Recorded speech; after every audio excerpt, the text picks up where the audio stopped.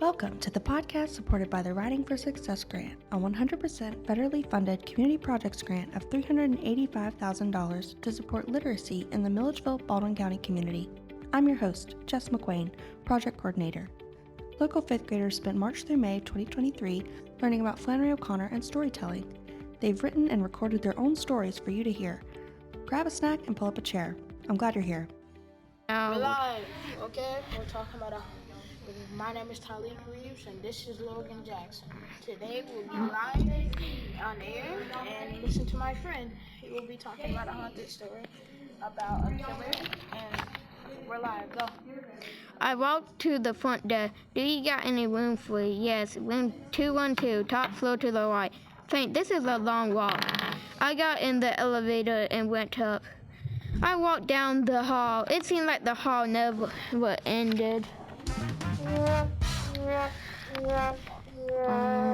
Like the hall never ended. It took 30 minutes to find my room. This is it, room 212. I noticed a guy just looking at me. I walked up to him and he just disappeared out of nowhere. I thought I was seeing things, so I walked inside my room. I pulled my food out my book bag and put it in the microwave. I sat down and turned on the TV.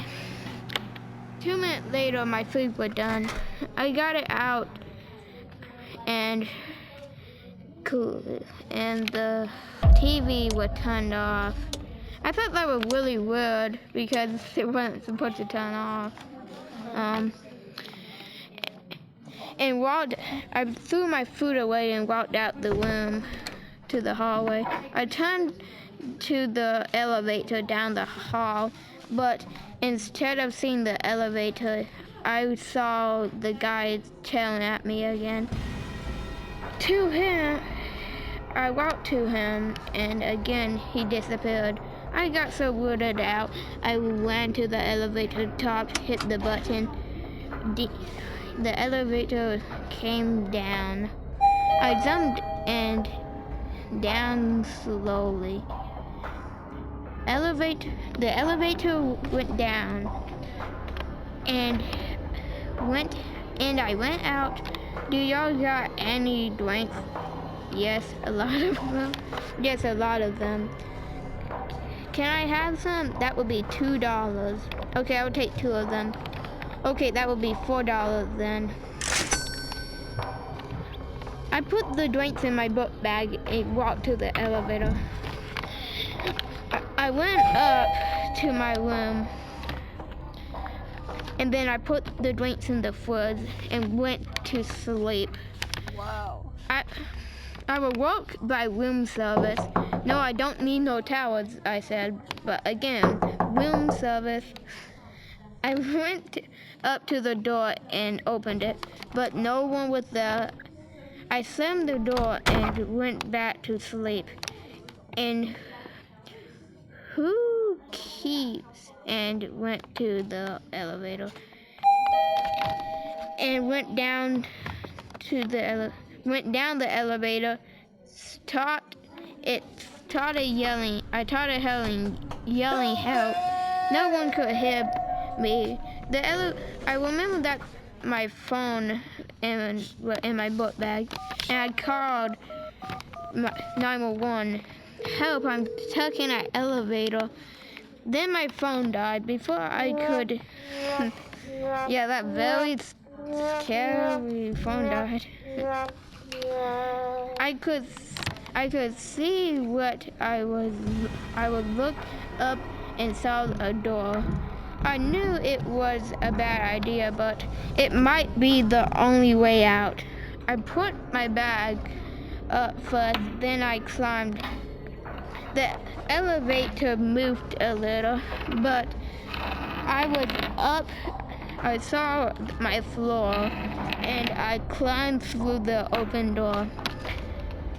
As I stood up and saw that somebody clipped the emergency stop button, why would anybody clip that? I walked down the stairs and saw a guy wearing a ghost face costume, holding a knife. Stupid teenagers, said. Then he started running after me. Okay, and Real quick, this guy is basically the ghost here, so I didn't put that in here, but I'm just gonna say that. So he started. there was a fireman named Nate Carter who saved the city of Milledgeville. Nate Carter's first rescue was at Walmart in the year 2018 at 2:30 p.m. When he arrived, everyone saw the fire crew. Then when the people got out of Walmart, then Nate Carter came out the fire truck. The people started yelling at Nate Carter, our hero, to come rescue them. The fireman comes to Walmart with the water hose, spreading the water everywhere while the police get everybody out so they don't get hit with the water. Then everybody out. Then Nate Carter did his thing. He took out all the fire at Walmart and did it in the flash.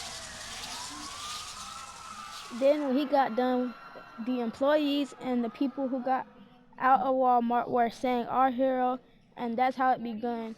When he became the hero of Georgia, Milledgeville, then there was a fire at Taco Bell. So Nate Carter and his firemen quickly came over to Taco Bell to take out all the people in Taco Bell and the employees out so they can take out the fire.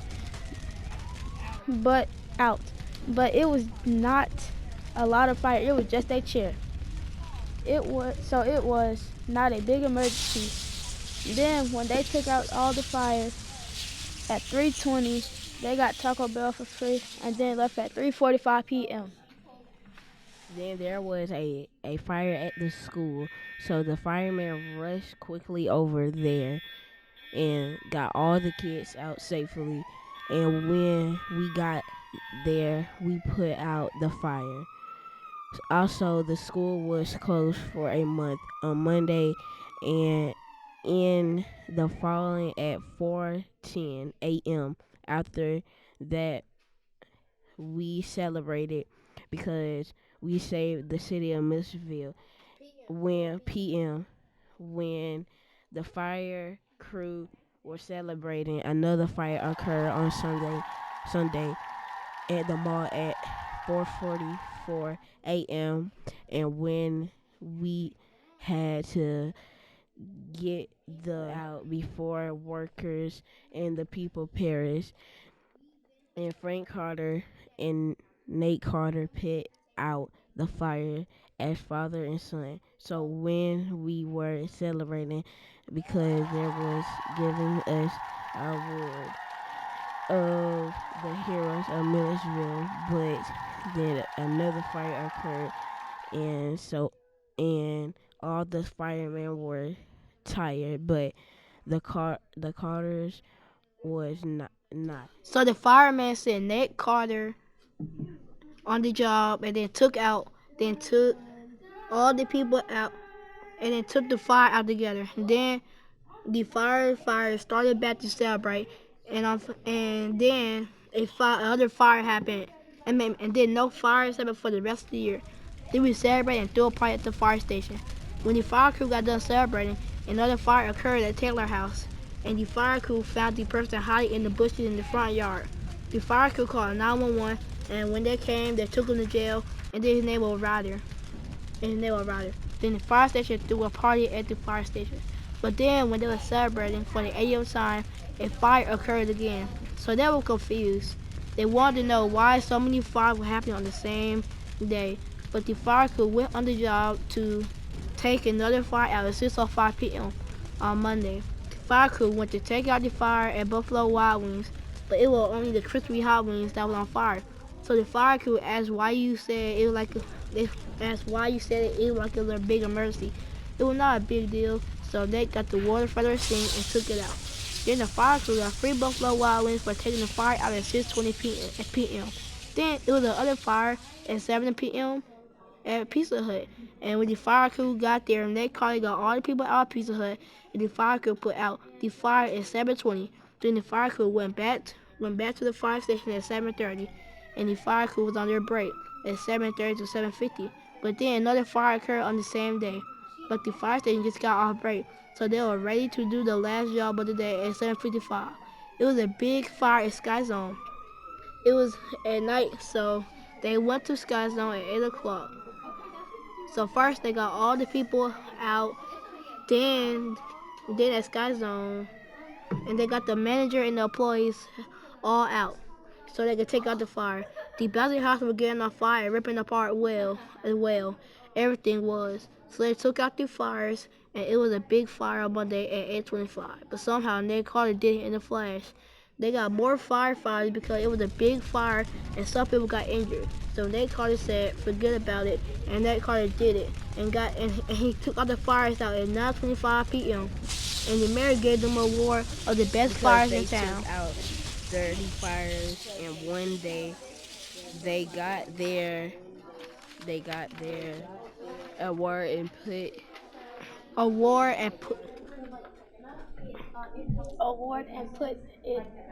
it up on the fire station wall at 9:45 a.m.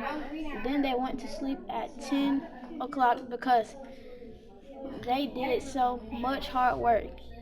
Then it was a dream this whole time.